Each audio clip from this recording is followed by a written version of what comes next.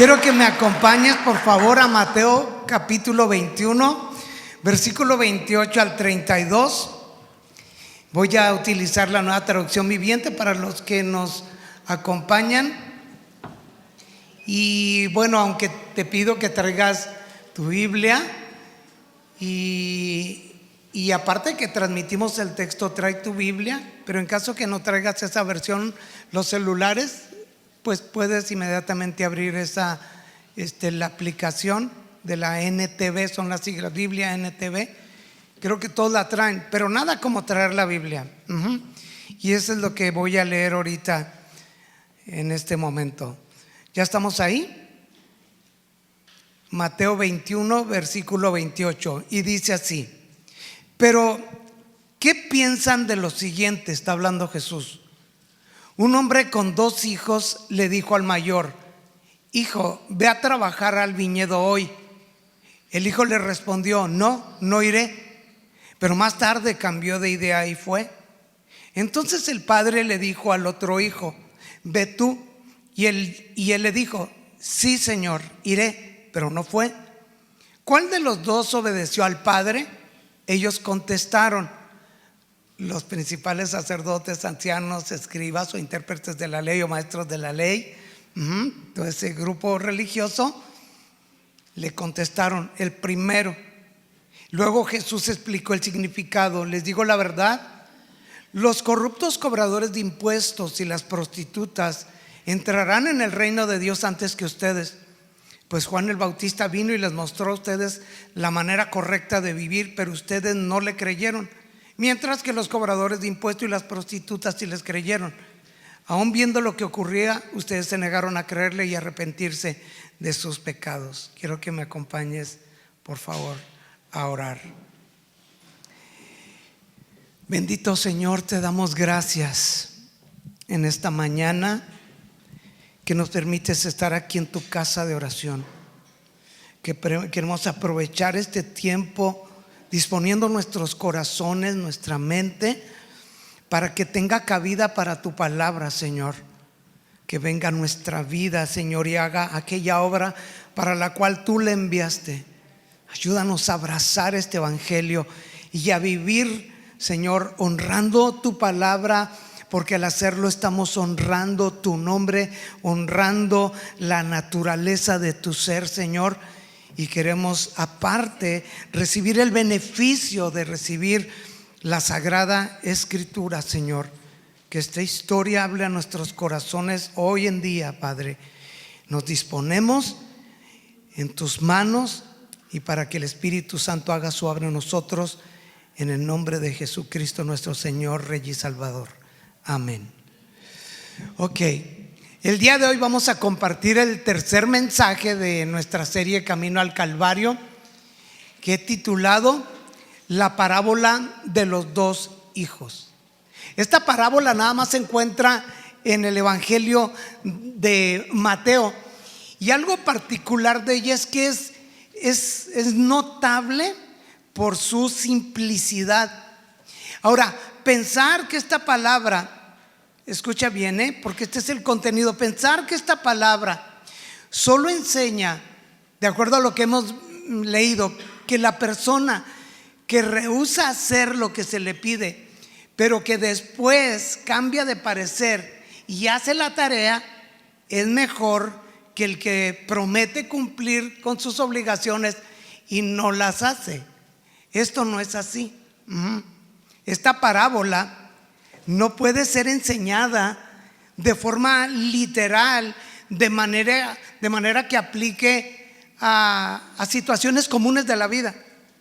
No es como tomar esa porción y sacarla de su contexto y decirle: aquí es como las fábulas, no, la moraleja es esta: siempre que te manden a hacer una cosa, hazla, ¿verdad? Y si no la llegas a hacer, pues reflexiona y luego entonces ve, porque eso es mejor que el que dice que la va a hacer y no la hace. Y esto pensando que te diga tu papá y te mande a hacer algo, o tu mamá, o el patrón del trabajo, o el entrenador del equipo de fútbol. No es así. No es así. Es simple estas palabras de Jesús, pero son profundas. El mensaje de Jesús por medio de esta parábola, porque la parábola es una comparación, para enseñar una verdad, en este caso de esta parábola, que va a revelar de alguna manera el pasado, el presente y el futuro de dos grupos representados por dos hijos. Sus consecuencias, su respuesta a un mensaje, en este caso el mensaje del Evangelio. Pero vamos a ver el contexto bíblico antes de llegar a esta parábola. Esta parábola se está desarrollando el día martes de lo que llamamos la semana de la pasión de nuestro Señor Jesucristo. Ahora, el martes. ¿Qué sucedió el lunes? Bueno, ¿qué sucedió el domingo? La entrada triunfal. ¿Recuerdan el domingo pasado? Domingo de Ramos. El día domingo eso ocurre, ¿ok? Pero el lunes, ¿qué ocurrió? Bueno, hubo algunos eventos. Uno es de la maldición de la higuera. Eso se da el lunes. Pero el día lunes sucede un hecho escandaloso. Jesús despeja el templo, y de esto nuestro hermano César el viernes nos compartió acerca de ello, de los traficantes de la adoración. Ahora, repito, fue un hecho sumamente escandaloso y me llamó la atención cuando César lo estaba compartiendo. Lo que ocurrió en el templo. Imagínate que aquí en la iglesia se hace una situación así, un caos.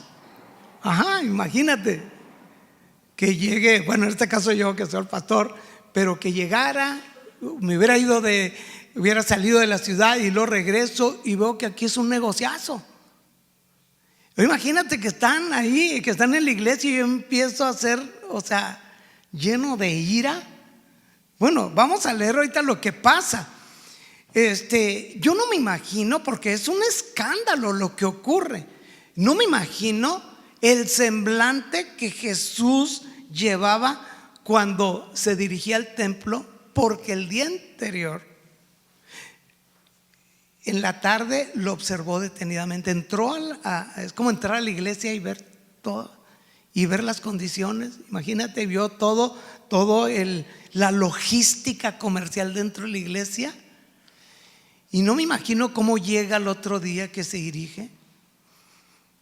Y no, es algo que él viene a desbordar su ira santa cuando irrumpe ese lunes. El domingo había visto.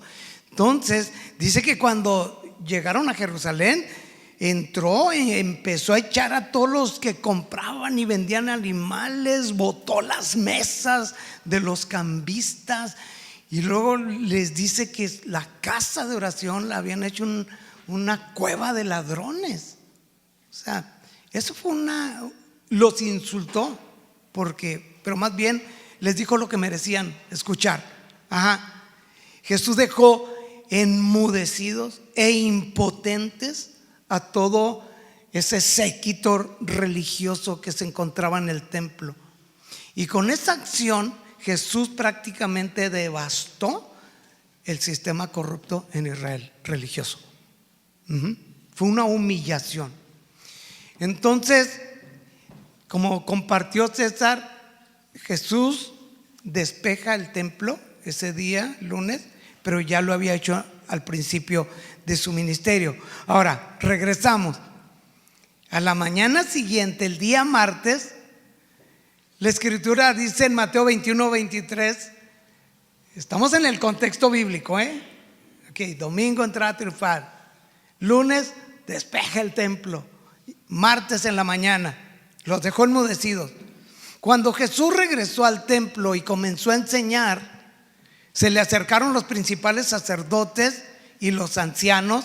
Marcos dice que también los escribas, los maestros de la ley o los intérpretes de la ley, y le dicen: ¿con qué autoridad haces estas cosas?, le reclamaron. ¿Quién te dio el derecho?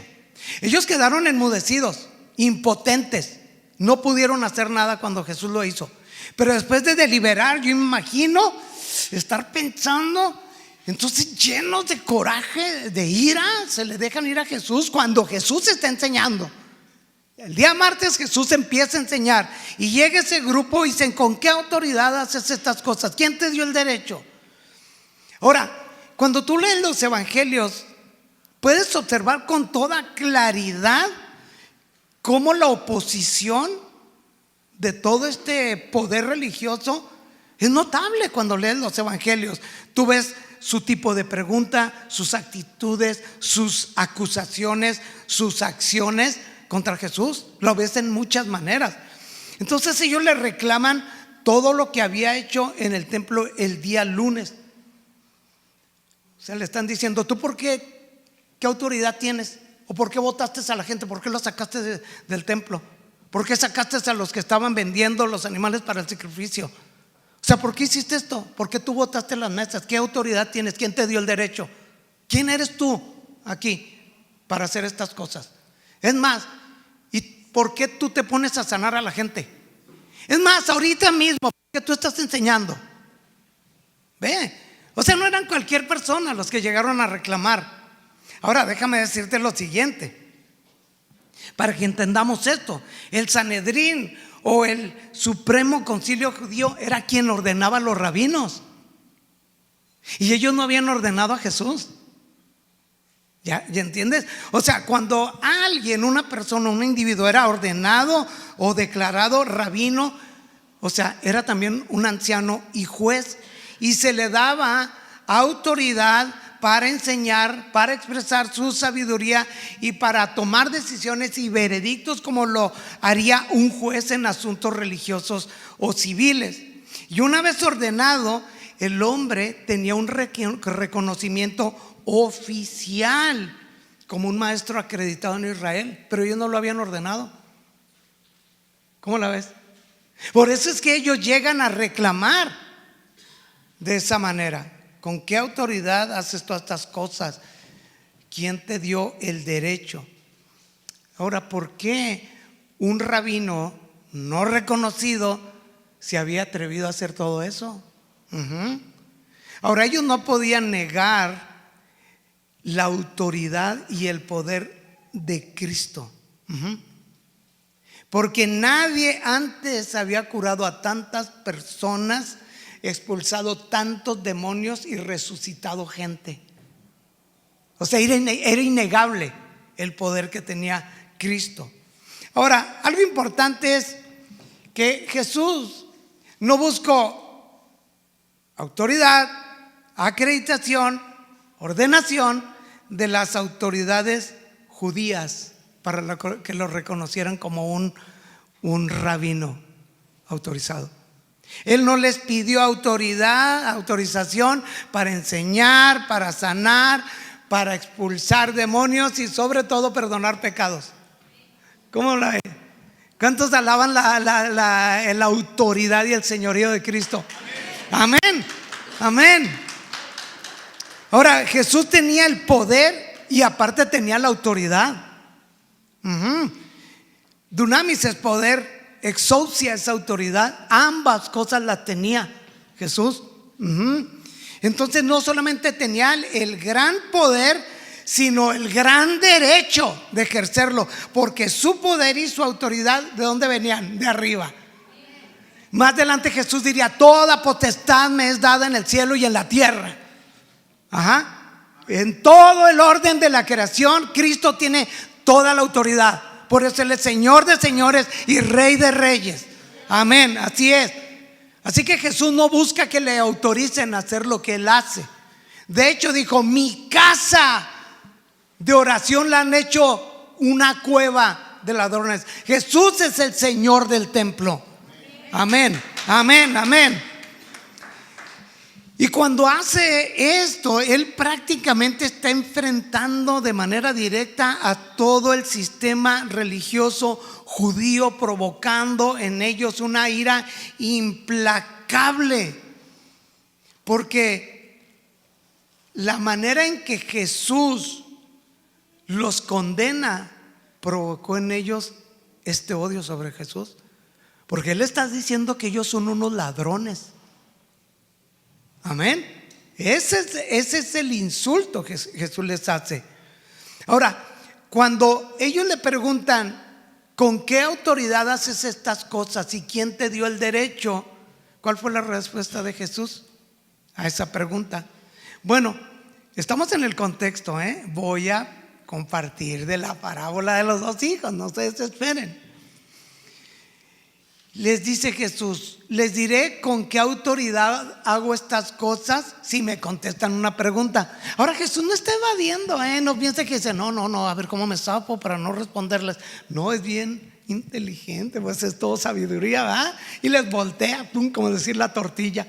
Porque en ocasiones Jesús hacía eso. Una pregunta la contestaba con una pregunta, y en esa respuesta tú ya tienes la respuesta de la pregunta que me estás haciendo. Tú mismo vas a tener la respuesta. Y eso es lo que va a hacer Jesús. Dice: les diré con qué autoridad hago estas cosas si ustedes me contestan una pregunta. ¿La autoridad de Juan para bautizar provenía del cielo o era meramente humana? Ándeles, ya callejón sin salida. ¿Por qué? Porque ellos rechazaron a Juan. Ellos rechazaron el mensaje de Juan. ¿De dónde viene? El bautismo de Juan era del cielo de los hombres. Entonces, cuando Juan el Bautista inicia su ministerio, ¿recuerdan que estaba vestido como? Con túnicas, pieles de ¿qué? De camello, comía langostas, miel silvestre. Era burdo su vestir, austero. Yo me imagino bien barbón. Entonces, él cuando inicia su ministerio, pues se caracterizó por bautizar a quienes se arrepentían de sus pecados. Juan fue el último profeta del Antiguo Testamento y era muy admirado y era muy popular, era muy conocido. ¿Y cuántos recuerdan cuando Herodes manda a apresar a Juan porque le dijo: tú eres un adúltero, tú estás metida con la esposa de tu hermano? Le cortan la cabeza. Entonces, estos religiosos se dan cuenta que la pregunta de Jesús los está poniendo contra la espada y la pared. Entonces el versículo 25 dice: ellos discutieron el asunto unos con otros. Si decimos que provenía del cielo, nos preguntará por qué no le creímos a Juan. Pero si les decimos que era meramente humana, pues la multitud se va a volver contra nosotros, porque todos creen que Juan es un profeta. Ay, ¿qué le contestamos? Así es Jesús, amén. Entonces, ¿cómo la ves? Ellos deliberan, ¿y cuál va a ser su respuesta? Dicen: si decimos que era del cielo, entonces ¿por qué no le creímos a Juan? ¿Y cuál era el mensaje de Juan? He ahí el Cordero de Dios que quita el pecado del mundo. Si le creo a Juan, entonces voy a tener que creer en Jesús, pero yo no le quiero creer a él. Pero si digo que es de los hombres, todo mundo en Israel reconoce a Juan como profeta, entonces nos van a matar. Entonces no, ¿qué vamos a decir? No sabemos. ¿Verdad? No sabemos. Dijo Morgan: no podían decir del hombre porque eran unos cobardes, pero tampoco querían decir del cielo porque eran hipócritas. Así que dos calificativos: cobardes, hipócritas. Por eso dijeron: no sabemos. Entonces Jesús le respondió: pues entonces tampoco yo les voy a decir con qué autoridad hago estas cosas. ¿Cómo la ve? ¿No te gozas con tu maestro? Amén. Bueno, este es el contexto de la parábola, porque enseguida les va a dar una parábola. Versículo 28, vámonos para allá. Pero ¿qué piensan de lo siguiente? Un hombre con 2 hijos le dijo al mayor: hijo, ve a trabajar al viñedo hoy. El hijo le respondió: no iré. Pero más tarde cambió de idea y fue. Esta parábola es una respuesta a su rechazo y es contundente. Es una parábola condenatoria.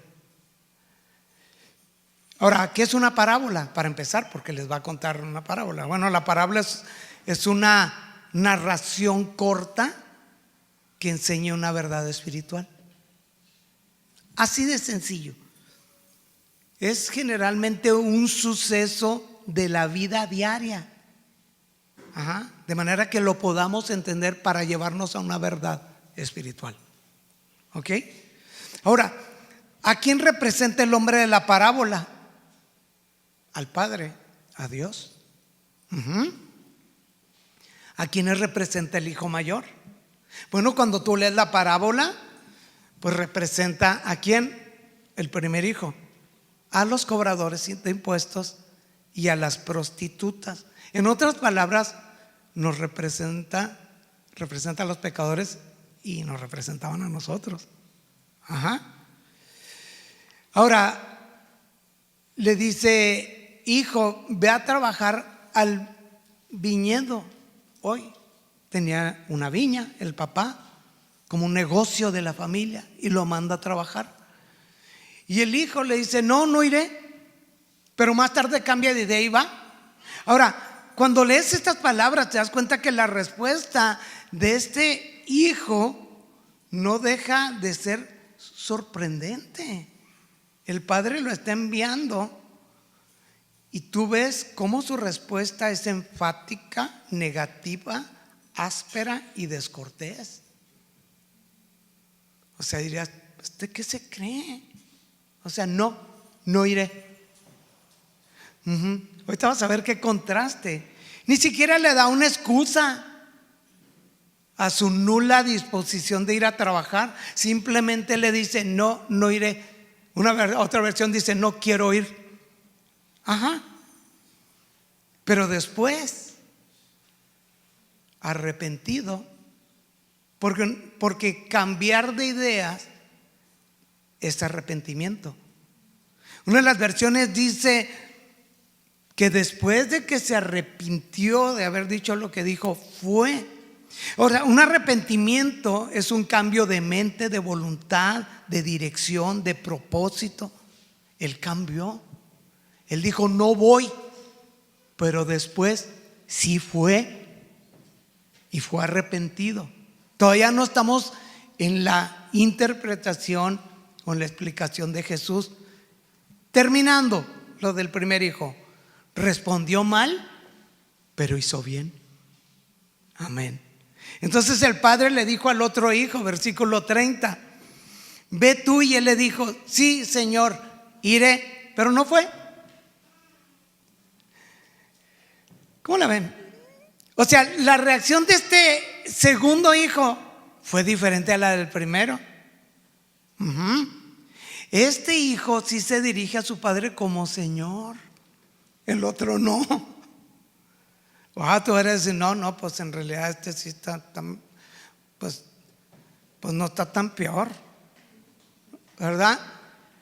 Porque era una manera acostumbrada de decirle a los papás: Señor. Así me dicen mis hijas: Señor, sí, Señor, no, Señor. No te crean. Hasta me dicen apoditos, pero bonitos.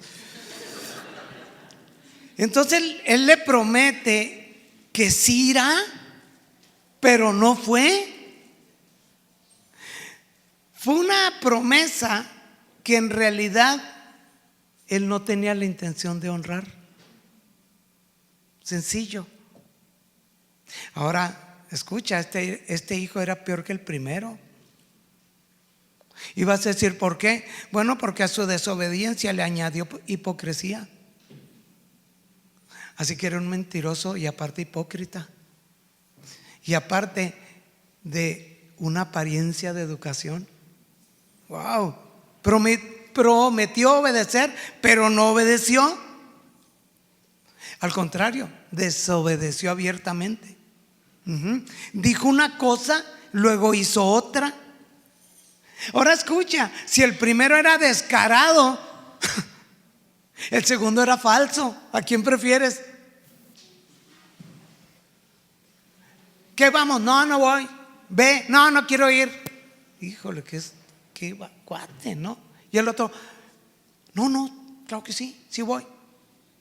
pero él sabe que no va a ir. Entonces, ¿a quién prefieres? ¿A un hipócrita o a alguien bien francota que te diga las cosas como son? No, dicen a ninguno.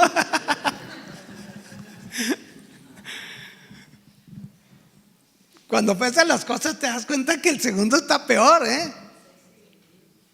porque ya te está engañando y el otro no. Ajá, cuando ves así de frías las cosas. Ahora, ninguno de ellos era ejemplar.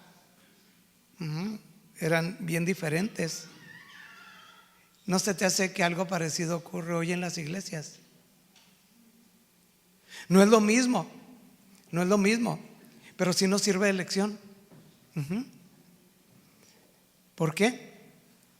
Pensando en el segundo, este segundo hijo, haz de cuenta, predicamos la palabra, recibimos el mensaje de la palabra de Dios, lo creemos, prometemos obedecerlo y aplicarlo a nuestra vida, pero muy en el fondo sabemos que no va a suceder porque no estamos dispuestos a hacer la voluntad de Dios. ¿Cuántas promesas has hecho tú de cambios en tu vida después de recibir un sermón? Que muy en el fondo haz de cuenta que tienes una necesidad, vienes a consejería, hablamos, sabes que estas decisiones tienes que hacerlas y tú dentro, no la voy a hacer porque tú querías oír lo que querías oír, no la verdad que necesitabas. Entonces, no, muchas gracias pastor, de verdad, cómo lo aprecio, muy bien, no, gracias por su consejo, gracias. Y luego por dentro, pero no lo va a hacer. Así es. Entonces nos acostumbramos a mostrar una apariencia religiosa, pero detrás de ella no hay relación con Dios, no hay compromiso, no hay rendición, no hay consagración, no hay servicio y por lo tanto no hay amor por Dios y su obra. Es duro decirlo, pero así es, no hay otra. No hay otra. Y entonces la pregunta es, ¿cuál de los dos obedeció al Padre? Pues ante una situación de esas, pues sí tienes que pesar bien, porque Jesús está diciendo que ¿cuál de los dos obedeció al Padre? Y si tú dices, no, pues ninguno, no. Si te quedas en la primera parte, pues sí, efectivamente uno le dijo no y el otro le dice sí, pero no. Entonces dirías, no, pues ni uno, no, porque uno dijo no, pero al final dijo sí, y el otro dijo sí, pero al final dijo no. Así que termina uno haciendo la voluntad del Padre. Fue el primero. Así es. Entonces, cuando Él les pregunta ¿cuál de los dos obedeció al Padre? Ellos contestaron el primero. Jesús, hay una gran cantidad de gente, pero ahí están los principales sacerdotes, los maestros de la ley y los ancianos. Y una vez que habían sido expuestos y llamados ladrones y que los dejó callados y enmudecidos, ahora dicen, no, pues no podemos permanecer en nuestra ignorancia, vamos a responder, ¿verdad? Porque aparte de ladrones, ignorantes, no, pues hay que responder. Pues dijeron, no, pues el primero. ¿Respondieron correctamente? Sí. Sí.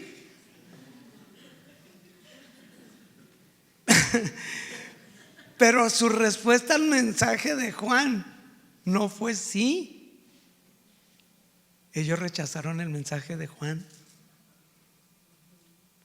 Fueron muy buenos para responder, pero no para responderle a Dios. Sí. Ellos correspondían al primero de los dos. Ellos no correspondían al primero de los dos hijos, que dijo que no harían las cosas, pero al final sí la hizo. Ellos correspondían al segundo grupo. y con su respuesta se condenaron a sí mismos. Entonces Jesús, después de su respuesta, les va a dar la explicación de la parábola. Por eso te digo, era una ilustración para llevarlos a una realidad. Entonces les dice Jesús: mira, se me hace que hoy nos vamos a ir más temprano. Luego Jesús explicó el significado.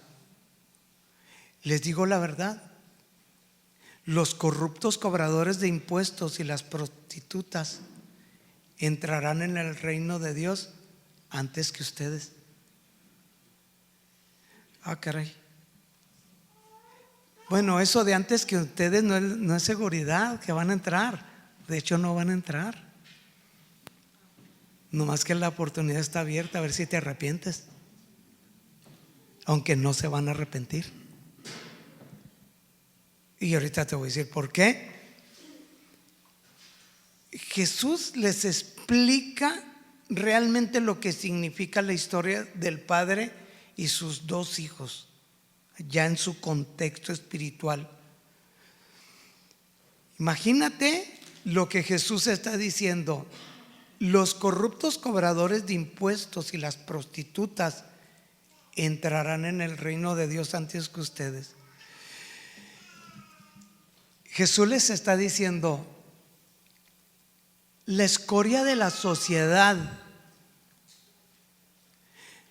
con los que ustedes no tienen ningún trato, ellos van a entrar al reino de los cielos.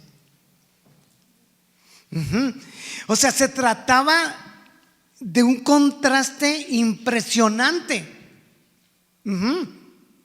Ahora, el impacto que están recibiendo ellos, el valor del impacto a las palabras de Jesús, nada más puede apreciarse cuando se tiene en cuenta la baja estima en la que se tenía a los publicanos y a las prostitutas.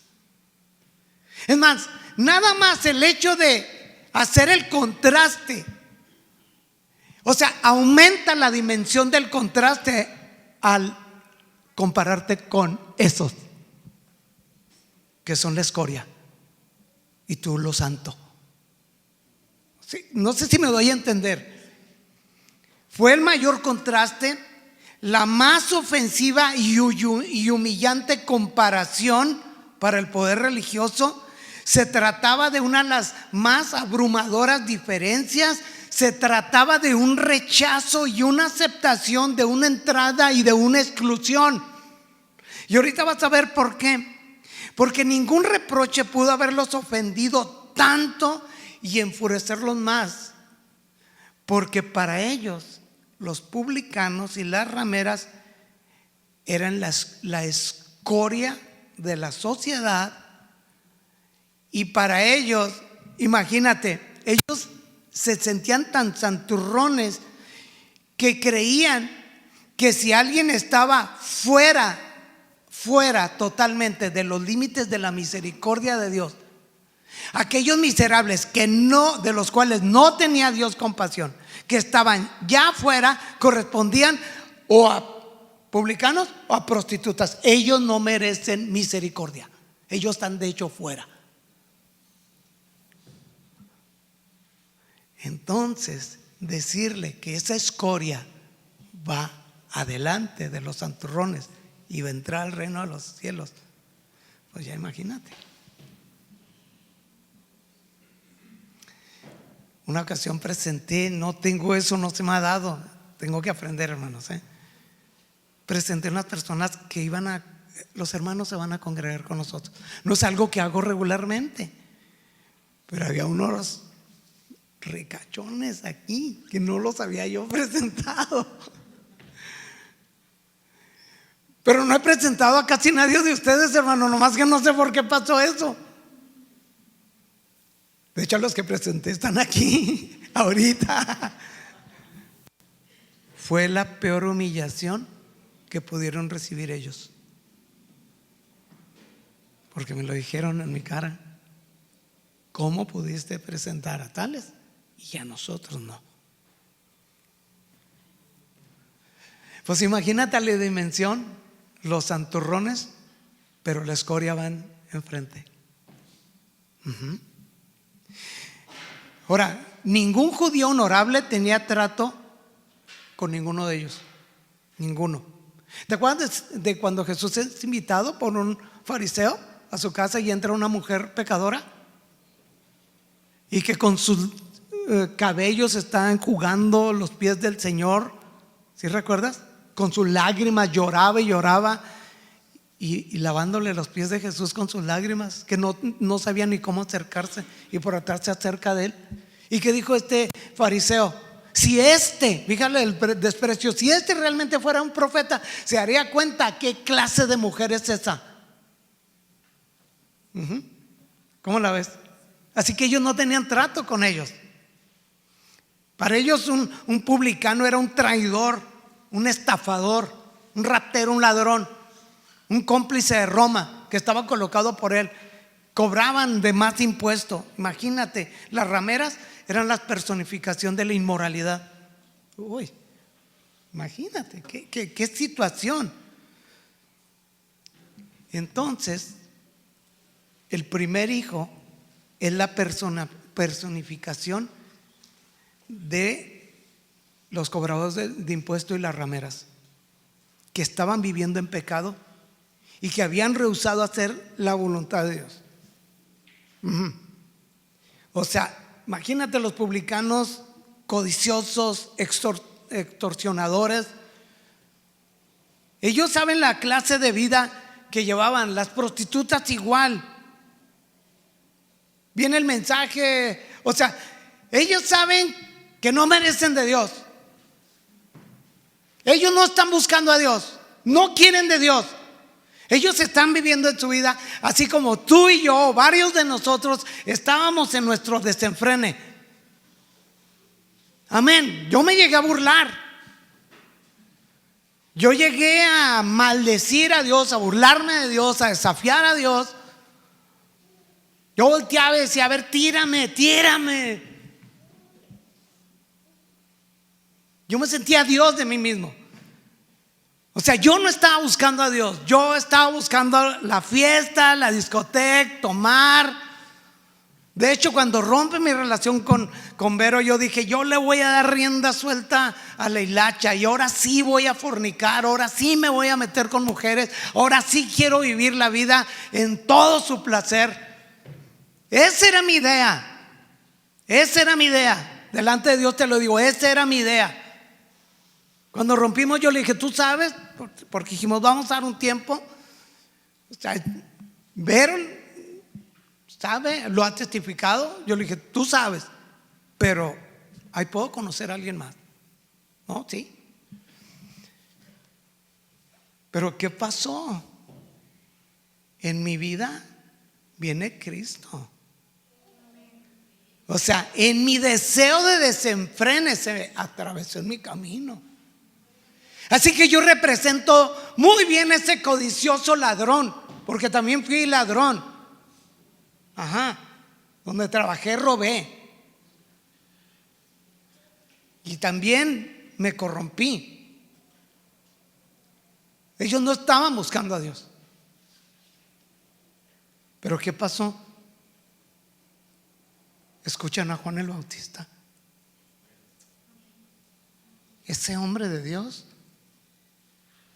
Me tocó estar en un evento con un predicador y venían mujeres de la Mariscal, hombres vestidos de mujeres, al altar quebrantados, llorando, apestando a la vida que es allá afuera. Venir así todos con sus andrajosos vestidos de mujeres, entregándose a Cristo cuando escucharon el mensaje de la palabra de Dios. Amén. Cuando Juan viene predicando así, ellos le creyeron, se arrepintieron y creyeron y entraron en el reino de Dios. Y de esa manera ellos hicieron la voluntad de Dios. Por eso primero dijeron: yo no quiero ir, no quiero las cosas de Dios. Pero cuando se predica el evangelio, entonces ellos cambian de parecer, cambian su vida, se arrepienten, creen al mensaje y vienen a Dios y terminan haciendo lo que el Padre quiere. Amén. Amén. Por eso Lucas 3:12 dice: hasta los corruptos cobradores de impuestos vinieron a bautizarse y le preguntaban a Juan el Bautista: Maestro, ¿qué debemos hacer? ¿Ve? Él les contestó: no recauden más impuestos de lo que el gobierno requiere. Ahí está, ¿qué debo hacer para ser salvo? Amén, amén. ¿Recuerdas a Zaqueo? Zaqueo es un vivo ejemplo de ello. Ahí está Zaqueo, va a ver a Jesús, este chaparrito en ese sicómoro, está viendo. Imagínate, él nomás está de contemplativo y va pasando Jesús y que le diga: a tu casa quiero llegar. ¿Qué? O sea, estás tan chiquito que nadie te ve, pero yo soy soberano, omnisciente, omnipresente y sé dónde estás. Bájate de ahí porque quiero ir a tu casa. Entonces recibir en tu casa a Cristo y recibirlo en su vida. Entonces dice: Señor, te prometo que esto. Y ahora sí, ¿verdad? Un cambio de vida. Ahora, ¿sabes cuál es la respuesta? Porque dice que van ellos delante de estos fariseos. Bueno, versículo 32: pues Juan el Bautista vino y mira lo que les dice a ellos: y les mostró a ustedes la manera correcta de vivir, pero ustedes no le creyeron, mientras que los cobradores de impuestos y las prostitutas sí le creyeron. El segundo hijo es representativo de los judíos, de esos líderes religiosos judíos. De esos que hacen todas las cosas para que todos los vean, pero su corazón está lejos de Dios. Que por fuera se muestran blancos, pero están llenos de huesos muertos. Que dicen, pero no hacen. Así literalmente, más adelante eso dice. Juan el Bautista viene a ellos, les enseña el camino de la justicia, es decir, el camino de vivir de una manera correcta. Ellos oyen sus palabras, no la creen y lo ignoran. Y no pasó eso con la escoria, ¿verdad?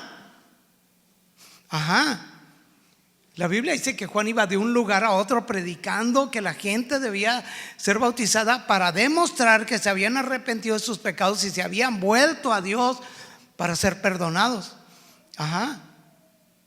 En una ocasión Jesús habla de una manera hermosa de Juan el Bautista.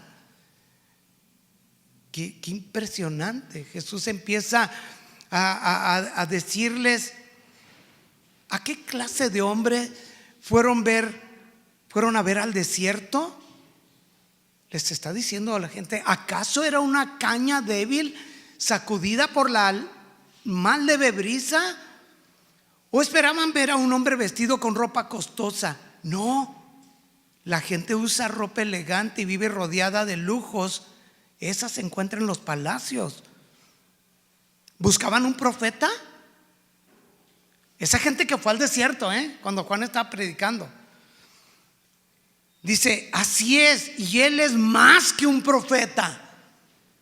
Juan es el hombre al que se refieren las escrituras cuando dicen: mira, envío a mi mensajero por anticipado y él preparará el camino delante de ti. Les digo que de todos los hombres que han vivido, nadie es superior a Juan. Sin embargo, hasta la persona más insignificante en el reino de Dios es mayor que él. Ahora, pon atención a las palabras de Jesús, de lo que va a ver la reacción de los líderes religiosos de esto que está diciendo Jesús. Cuando oyeron esto, todos, hasta los cobradores de impuestos, coincidieron en que el camino de Dios era el correcto. Fueron bautizados por Juan. Y ahí están las prostitutas. Dijeron: él enseña la manera correcta de vivir. Él está dando un mensaje de Dios. Nosotros lo creemos, lo reconocemos. Bautízanos, Juan. Y mira lo que dice el versículo 30 del capítulo 7 de Lucas que estoy leyendo. Pero los fariseos y los expertos en la ley religiosa, no aceptaron el plan de Dios para ellos porque rechazaron el bautismo de Juan. Esa es su condenación. Por eso Jesús les dice: la escoria va delante de ellos, porque cuando Juan el Bautista predicó, toda esa gente le creyó a Juan, pero ustedes no aceptaron el plan de Dios para tu vida. Por eso no quisieron bautizarse. Qué terrible es esto, ¿no te parece? Que es terrible. Sí, es muy terrible. Ellos rechazaron qué contraste de unos y de otros, ¿verdad? De los religiosos incrédulos y de los pecadores creyentes. Qué ironía, qué ironía.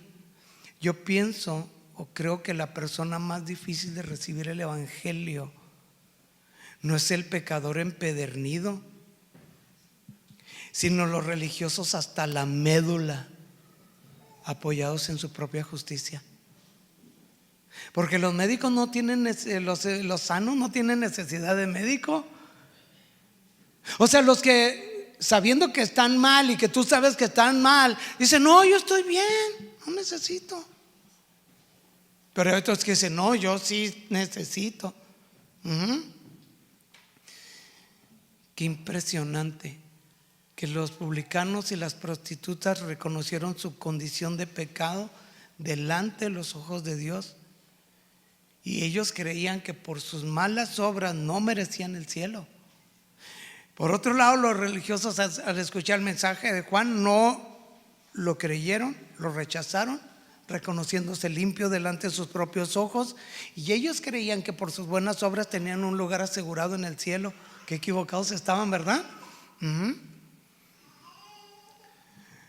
¿Cómo la ves? Que los publicanos y las rameras están más cerca del reino que los principales sacerdotes. Eso es impresionante. Y no porque fueran más justos o aceptables para Dios, sino porque estaban más dispuestos a reconocer la necesidad de la gracia de Dios. Amén. ¿Tú lo has reconocido, hermano? Amén. Yo cuando vine a Cristo, yo no dejaba de llorar. Yo no dejaba de llorar en todos los servicios. Yo todos los servicios lloraba. Era el profeta Jeremías, yo creo. De verdad, de verdad. Yo cuando, antes de estar en una iglesia, que me invitaron a un discipulado con mi hermano, yo me acabé rollos de papel, hermano, de baño, porque cada rato me paraba al baño y lo lloraba, y luego me sonaba las narices, y ahí voy, y 3 minutos y seguían hablando, y ahí voy al baño otra vez a sonarme las narices, y era un cántaro así de lágrimas, porque al que mucho se le perdona, mucho ama. Y si no te sientes tan malo, tan pecador, pues si hay una diferencia, el que sí se siente. Amén, amén.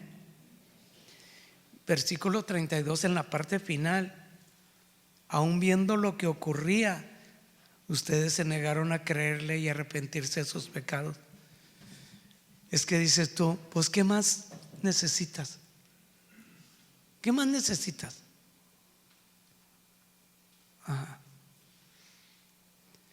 Imagínate que llegue una prostituta, una serie de prostitutas, y que digo: no, ¿sabes qué? Vamos a poner un letrero, porque aquí, pues no, ya estamos incómodos. Y yo oí en el mensaje. ¿Cómo la ves? Mejor que se vayan, estamos mejor así. ¿Para qué recibir extorsionadores? ¿Para qué recibir esta clase de gente? No, entre uno agarra tu bolsa, amárratela, y está el mensaje.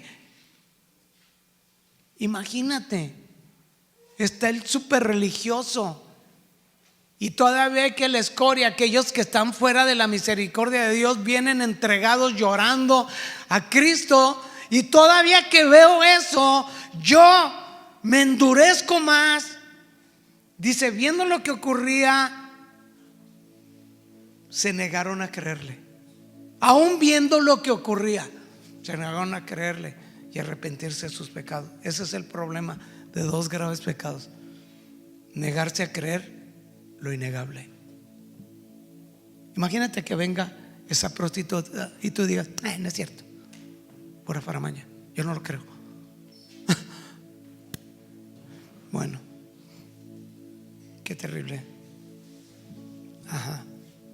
Para el peor de los pecadores que abrace el evangelio, la fe en Cristo es la puerta de su salvación.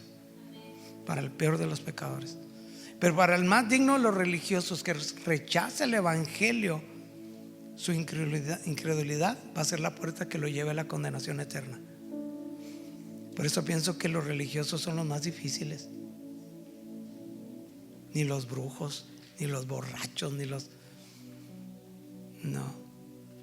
Así que no importa qué tan perdido esté un hombre en sus pecados, si viene arrepentido y cree en la obra de Cristo a su favor, no importa cuán malas hayan sido sus malas obras en esta vida, hay un lugar en el cielo para esa persona. Amén, amén, amén. Y sí, es muy probable que de este lado de la eternidad va a sufrir las consecuencias de sus malas decisiones, de sus pecados. Sí, a lo mejor va a ir a la cárcel y va a purgar hasta el último día lo que merece su delito, ¿verdad? A lo mejor sí, pero en el cielo, pero sí hay cielo. Amén, sí hay cielo. Por otro lado, no importa cuán justa se siente una persona, si no viene a Cristo, necesidad de perdón, no importa cuán buenas hayan sido sus obras delante de este lado de la eternidad, se van a quedar aquí, van a tener su paga aquí. Sus buenas obras van a ser, como dice la Escritura, trapos de inmundicia. Para Dios, una persona humillada que viene a Él tiene vestiduras de justicia dadas por Cristo. Pero para el religioso, sus justicias son como trapos de inmundicia. ¿Y sabes lo que esto es? Es una toalla femenina. Y en ese tiempo era una tela llena de la sangre de su menstruación. Y la persona quedaba inmunda, la mujer. Entonces, para Dios, alguien que se cree justo a sus propios ojos, que no merece de la obra de Cristo, sus justicias para Dios apestan. Sus justicias son como eso, algo que debe ir a la basura. Amén. Amén. No hay esperanza, no hay perdón, no hay salvación, no hay cielo para el más grande religioso que cree que por sus buenas obras y méritos propios tiene asegurada la vida eterna. No hay cielo para todo el religioso que desprecia, rechaza, niega, odia y no le cree a Cristo. Pero sí hay esperanza, perdón, salvación y cielo para el más grande pecador que arrepentido reconoce su vileza delante de Dios y que sabe que sus malas obras le aseguran un lugar en el infierno. Si hay cielo para todo aquel pecador que aprecia, recibe, reconoce, ama y le queda a Cristo. Amén. Y quiero leer lo que dijo Pablo. Dice: le doy gracias a Cristo Jesús, nuestro Señor, quien me ha dado fuerzas para llevar a cabo su obra.